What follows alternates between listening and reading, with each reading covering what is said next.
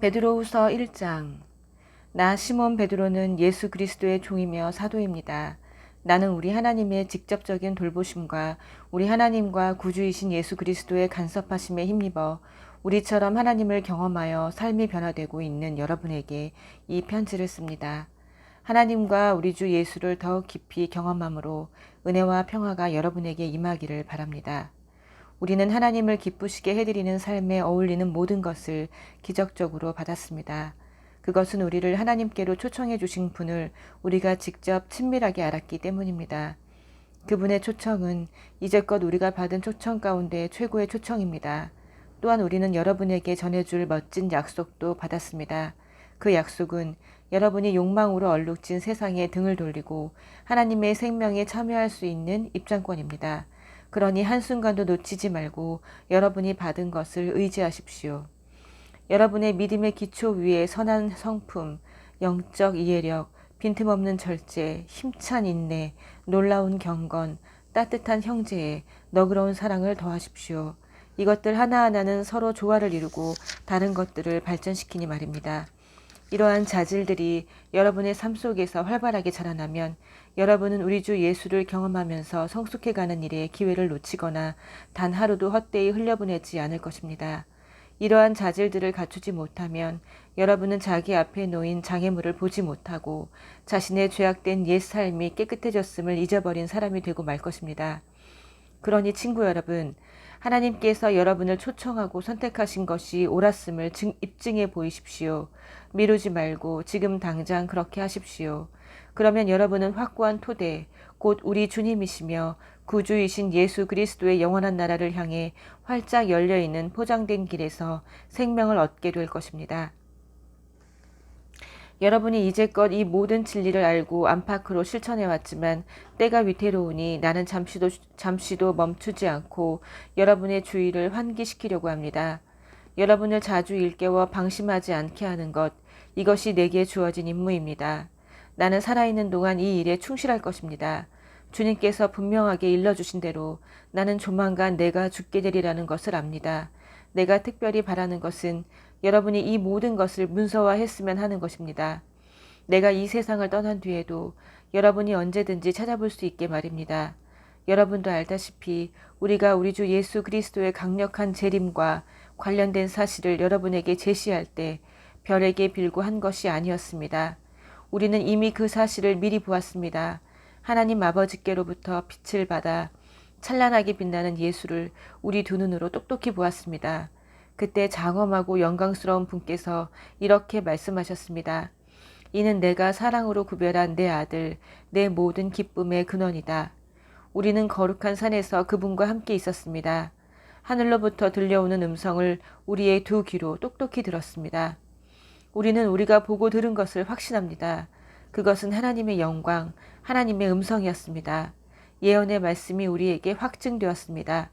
여러분도 그 말씀의 주의를 집중해야 합니다. 그것은 여러분의 어두운 시절, 곧 여러분의 마음속에 새벽이 와서 새벽별이 떠오르기를 기다리던 시절에 여러분이 만난 한 줄기 빛입니다.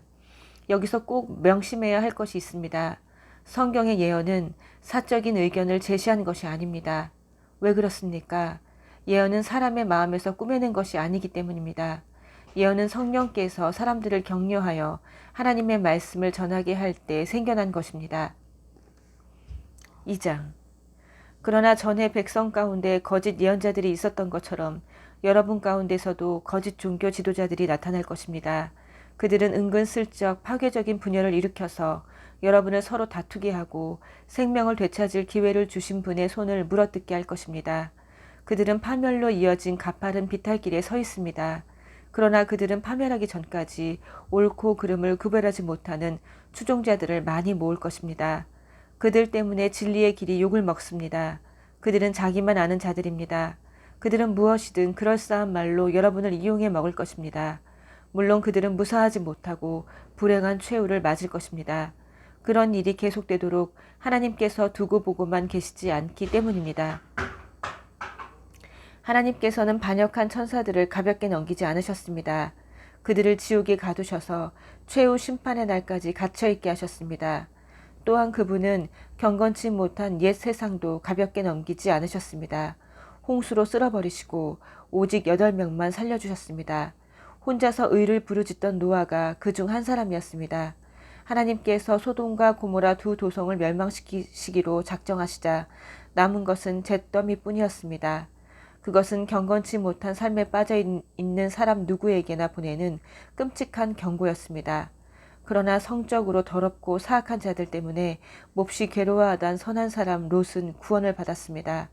저 의로운 사람은 날마다 부도덕한 부패에 둘러싸여 끊임없이 괴로움을 겪고 있었던 것입니다. 이처럼 하나님께서는 경건한 사람들을 악한 시련에서 건져내시는 분이십니다. 또한 그분은 사악한 자들의 발을 최후 심판의 날까지 불 속에 붙들어 두시는 분입니다. 하나님께서는 특히 더러운 생활 방식에 빠져서 정욕에 따라 살아가는 거짓 교사들에게 진노하십니다. 그들은 참된 권위를 멸시하고 간섭받기를 싫어합니다. 그들은 거만하고 자기만 아는 자들이어서 피조물 가운데 가장 빛나는 이들마저 서슴없이 헐뜯습니다. 모든 면에서 그들보다 뛰어난 천사들조차도 그런 식으로 거만하게 굴거나 하나님 앞에서 다른 이들을 헐뜯을 생각을 하지 않습니다. 이들은 광야에서 태어난 사나운 짐승이며 먹이를 찾아 어슬렁거리는 약탈자에 불과합니다. 그들은 무식한 독설로 남을 파멸시키지만 바로 그 행위로 자신들도 파멸당하고 결국에는 패배자가 되고 말 것입니다. 그들의 악행이 부메랑이 되어 그들에게 돌아갈 것입니다. 그들은 난잡한 파티를 즐기고 환한 대낮에도 흥청망청 쾌락에 빠진 비루한 자들입니다. 그들은 간음을 일삼고 죄짓기를 밥 먹듯 하며 연약한 영혼을 만날 때마다 유혹합니다. 탐욕이 그들의 전공입니다. 그들은 그 방면의 전문가들입니다. 죽은 영혼들입니다. 그들은 큰 길에서 벗어나 방향을 잃었고 부올의 아들 발람의 길을 따랐습니다. 발람은 예언자이면서도 불의한 이들을 취하여 악의 전문가가 되고 말았습니다. 그는 제멋대로 길을 가다가 제지당했습니다. 말 못하는 짐승이 인간의 목소리로 말해서 그 예언자의 미친 행동을 막은 것입니다. 그들에게는 아무것도 없습니다.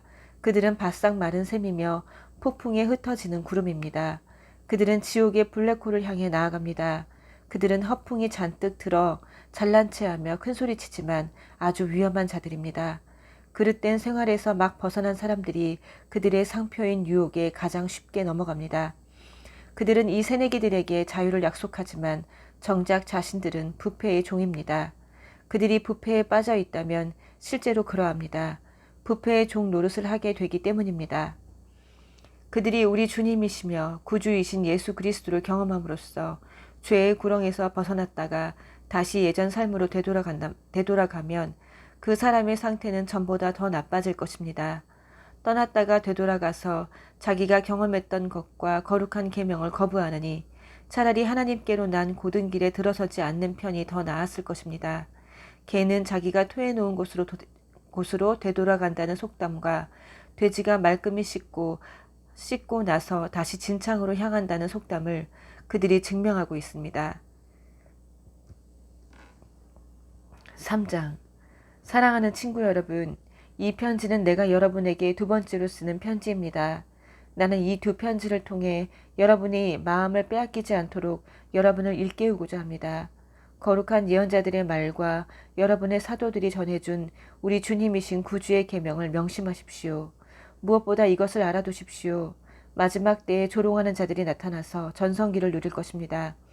그들은 모든 것을 자기들의 보잘것없는 감정 수준으로 끌어내려 그분께서 다시 오겠다고 약속했는데 어찌 된 거요? 우리 조상들이 죽어서 땅에 묻혀 있고 모든 것이 창조 첫날 이래로 그대로이지 않소? 변한 것이 하나도 없지 않소? 하고 조롱할 것입니다. 그러나 그들이 쉽게 잊어버리는 사실이 있습니다. 모든 천체와 이 지구가 오래전 하나님의 말씀을 통해 물로 덮인 혼돈에서 생겨났다는 것입니다. 그런 다음 하나님의 말씀이 다시 홍수로 혼돈을 일으켜 세상을 파멸시켰습니다. 지금 있는 천체와 지구는 마지막 불심판 때 쓰일 연료입니다. 하나님께서 다시 말씀하실 준비를 하고 계십니다. 하나님을 모독하는 회의론자들을 심판하고 멸망시키겠다는 신호를 보내고 계신 것입니다. 친구 여러분, 이 분명한 사실을 그냥 지나치지 마십시오. 하나님께는 하루가 천년 같고 천년이 하루 같습니다. 어떤 이들이 생각하는 것처럼 하나님께서는 자신의 약속을 더디 이루시는 분이 아닙니다. 그분은 여러분을 위해 참고 계십니다. 그분께서 종말을 유보하고 계신 것은 한 사람도 잃고 싶지 않으시기 때문입니다. 하나님께서는 모든 이들에게 삶을 고칠 수 있는 시간과 공간을 베풀고 계십니다. 그러나 하나님의 심판 날이 닥칠 때에는 아무 예고 없이 도둑처럼 닥칠 것입니다. 하늘이 천둥 같은 소리를 내면서 무너지고 모든 것이 큰 화염에 휩싸여 분해되며 땅과 그 안에서 이루어진 모든 것이 낱낱이 드러나 심판을 받을 것입니다. 오늘 이 세상에 있는 모든 것은 내일이면 없어지고 말 것들입니다. 그러니 거룩하게 사는 것이 얼마나 중요한지 아시겠습니까? 날마다 하나님의 날을 기다리고 그날이 오기를 간절한 마음으로 바라십시오. 그날이 오면 천체가 불타 없어지고 원소들이 녹아내릴 것입니다. 그러나 우리는 거의 알아채지 못할 것입니다. 우리는 다른 길을 바라보면서 하나님께서 약속하신 새하늘과 새 땅, 위로 뒤덮인 새하늘과 새 땅을 맞이할 것입니다. 사랑하는 친구 여러분, 여러분이 손꼽아 기다려야 할 것은 이런 것입니다. 그러니 순결하고 평화롭게 살아가는 최상의 모습으로 그분을 뵐 수 있도록 최선을 다하십시오. 우리 주님께서 오래 참고 계신 것은 구원 때문이라고 생각하십시오. 이 문제와 관련해 많은 지혜를 받은 이가 우리의 귀한 형제 바울입니다. 그는 자신의 모든 편지에서 이 문제를 언급하고 있으며 여러분에게도 본질적으로 같은 내용으로 써 보냈습니다. 바울이 편지에서 다루고 있는 것 가운데 몇 가지는 이해하기가 쉽지 않습니다. 자신들이 무슨 말을 하는지도 모르면서 무책임하게 떠드는 사람들이 그 편지들을 함부로 왜곡하기도 합니다. 그들은 성경의 다른 구절에 대해서도 그렇게 하다가 스스로를 파멸시키고 있습니다. 그러나 친구 여러분, 여러분은 이미 훈계를 잘 받았습니다. 자기 마음대로 떠드는 불의한 교사들로 인해 발을 헛디뎌 넘어지는 일이 없도록 정신을 바짝 차리십시오. 우리 주님이시며 구주이신 예수 그리스도의 은혜와 그분을 아는 지식 안에서 자라가십시오. 영광이 이제부터 영원토록 주님께 있기를 바랍니다. 아멘.